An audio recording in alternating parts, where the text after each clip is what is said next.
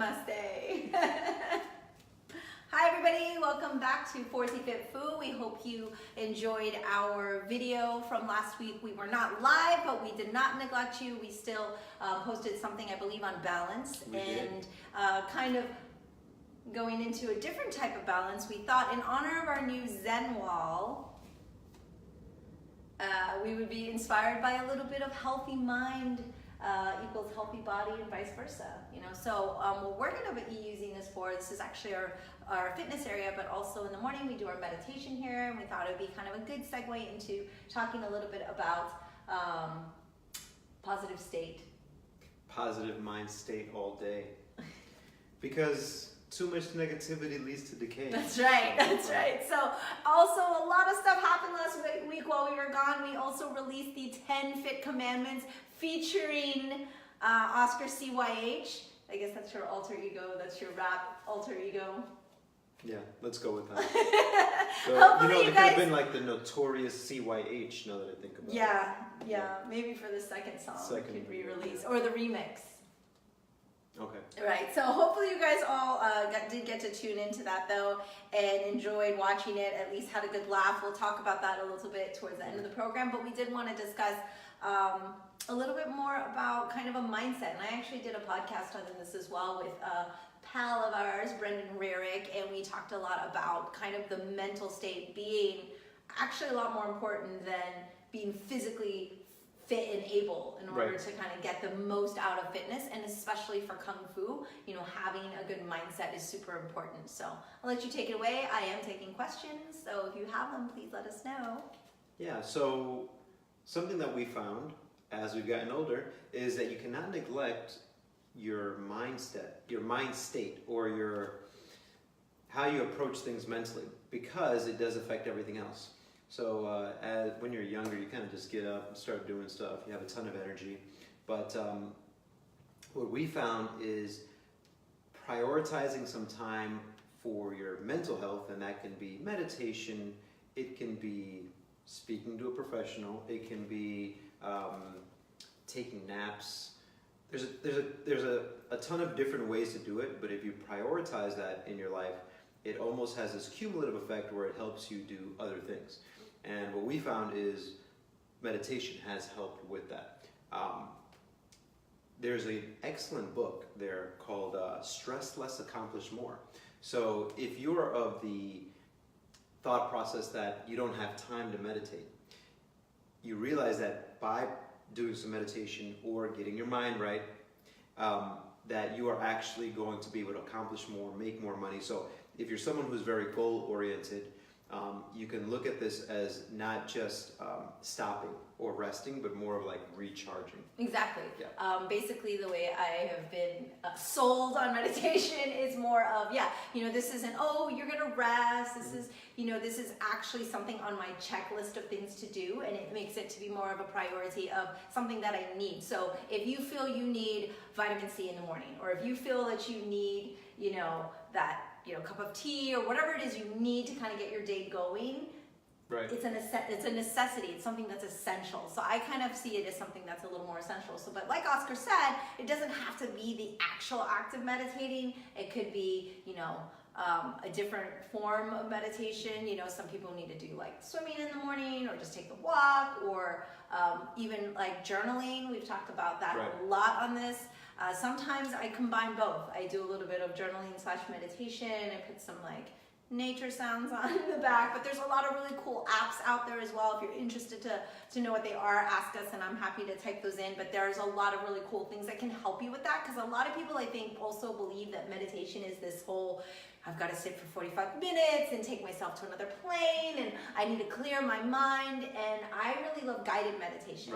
And I think that you have also been experiencing that as well, because you've been listening to the book that's kind of discussed a different way of thinking about it. For me, the guided meditation is nice because it basically, I need instructions, and it makes it nice and easy. It's like, today you're going to focus on gratitude or compassion or kindness or just breathing. So whatever the focus is, that's what I like to do. And sometimes it's a minute, sometimes it's 15 minutes. I'm not going to lie, I usually don't meditate past 15 minutes.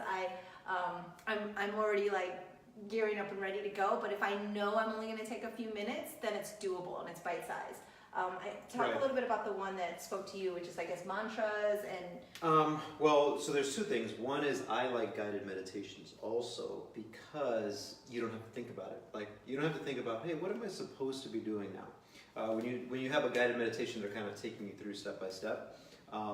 And the other thing that I learned a lot about is that it's not about clearing your mind, that really your thoughts are just like your heartbeat. You can't really stop them from coming. You shouldn't stop your heartbeat also. Boom, I just stopped. That you just have to accept that you'll continuously be getting these things coming towards you, and you are just acknowledging that is happening, and trying to be present, be more aware. There's an app that I use which is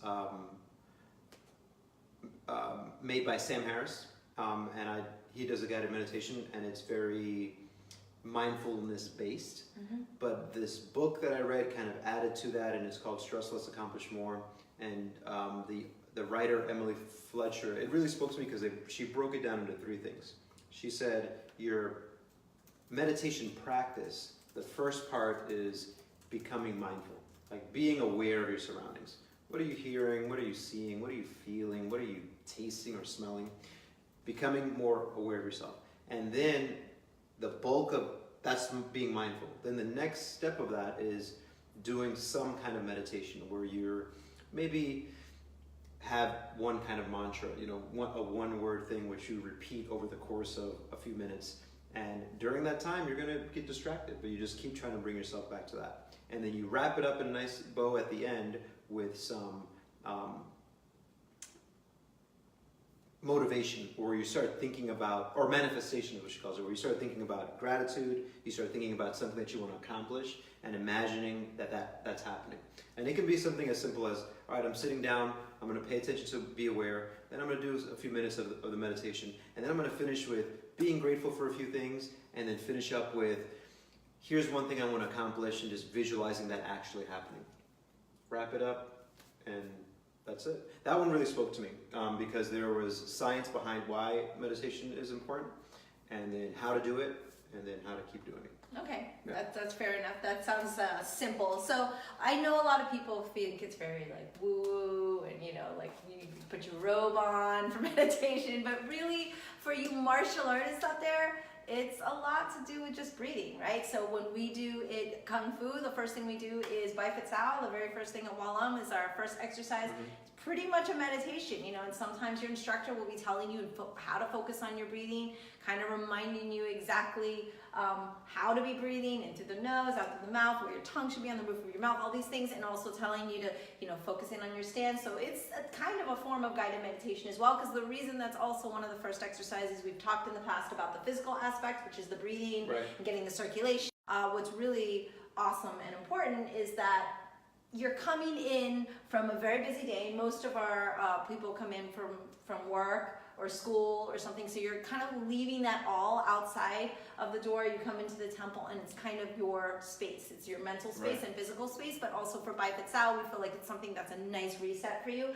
and something for you to really clear your mind and kind of bring all that stress from driving to the temple or whatever school you're at. I mean, Orlando's gotten crazier. I don't know where you guys do Kung Fu, but I see a lot of people from out of the country here joining us, so I'm presuming traffic is crazy for you too. So just kind of coming in and like being still and having that moment is a nice way to kind of start your training. So even though we're talking about kickstarting your day, when it comes to your Kung Fu training or even your Tai Chi training, in the beginning of Tai Chi, the first exercises we do isn't just getting into the form, it's the breathing, and it's very, very slow. Tai Chi's slow, of course, but it's the basic breathing, which is less about the coordination between your hands and your feet and having to think about so much. It's that same reset. And I think having that mindset of being kind of still and ready is really important for your training. I'm sure you could talk a little bit more about the actual benefits for kind of mentally being ready in order to get the most out of your workout. Right. So, and this is what's worked for us. And I think for different people, you may see different benefits. But there's two big things that I think having some kind of meditation practice will give you. One is that you don't dwell on the past a lot, or have these fears or contemplation about the future. What? So what I mean. Those are everybody's two things, right? But what I mean is. That's hard. What I mean is, you may still maybe get upset about something. Yeah. But the amount of time that you spend upset is shortened drastically when you have this type of practice. So the typical example of crying over spilt milk. Mm-hmm. If you don't have this practice, you're going to be complaining about that milk all the time. Yeah, it'll ruin your whole day. It'll ruin your whole day. Yeah. If you have this type of practice, you can still get upset, but you'll realize that you're getting upset, and you'll be like, oh wait, why am I wasting my time getting upset about this, and then move on. And so how that translates into your practice is you mess up doing a form, or you can't learn something very, very quickly. You don't focus on, oh, I'm horrible, I can't do this. You start thinking, well, what can I learn from this, and move on. And then you're not worried about what's going to happen in the future for as long a period of time. I'm not saying it eliminates it. I'm just saying that the amount of time you spend on that is much shorter. And so that's why then you're able to accomplish more things. And then the second thing is the act of practicing being aware. One, you're able to pay attention to people, but let's just talk about for your Kung Fu training, you're actually able to spend time learning and absorbing what you're being taught, as opposed to having your mind going all these different places. Mm-hmm. The act of you continuously trying to practice meditation or mindfulness will then allow you then to be more present when you're trying to learn something. And so then you're cutting the process of learning. Right? And yeah, so a lot of people actually think, well, I'm just, stupid, I can't figure it out, or I don't have a bad memory, there's all these reasons that say I can't remember the form, etc. But really, that sounds like a great solution to a problem a lot of people don't realize that they're having. I did want to mention that we have one of our loyal followers that says, I always imagine and visualize that I'm Oscar Agramonte when meditating. So yeah, I think that's a great place to start. You can't go wrong there. Maybe not shoot so high. I don't want to call that person out, but don't shoot so high right off the top. Maybe, They probably watched your 10 Fit Commandments rap video. Right. Yeah, that's very funny. Very funny. So for those of you who are just joining us, we are talking about meditation today because we just put up our sticker for our Zen wall, and which looks like a painting, but it's actually. Yeah, I should have said this is what I painted just yesterday. But meditation and how good it is to reset yourself, and also how good it is and how that translates into having a better workout, learning and absorbing and being able to be better at our martial art, because it is very complicated. Kung Fu and Tai Chi is not easy. It's very complex, and I think the more tools we can give ourselves so that we can become less frustrated as we learn is always a huge positive. And staying positive again leads us to that rule number 8, which in every week during our 45th Fu, someone had asked about breaking down all of the lyrics and actually talking about each rule kind of in short individually. So today, since we're talking about meditation, we'll talk about rule number 8. Rule number 8, positive mind state all day. Too much negativity leads to decay. Yes. So that, if you're not sure, is the scene where Emmy and I are stretching and doing yoga, and Josh is making it rain. Yeah, you know what? That actually worked out really well, because the positive mind state all day, right? Easy. You guys are doing the yoga, and then we just kind of last minute said, hey, you know what, Josh? Go ahead and throw this money, right? One is because we wanted him to actually do something, but in Other the than video, stand there and look cool, right? Because as a music producer, he just got to look cool the whole time. But in the video, the way it looked to me is, what's more important, you kind of taking care of yourself, or you worrying about money, and how we consider that as kind of negative. Your infatuation with money can lead to decay. So I don't know. I thought it came out pretty well. Very deep. Going deep. Going deep.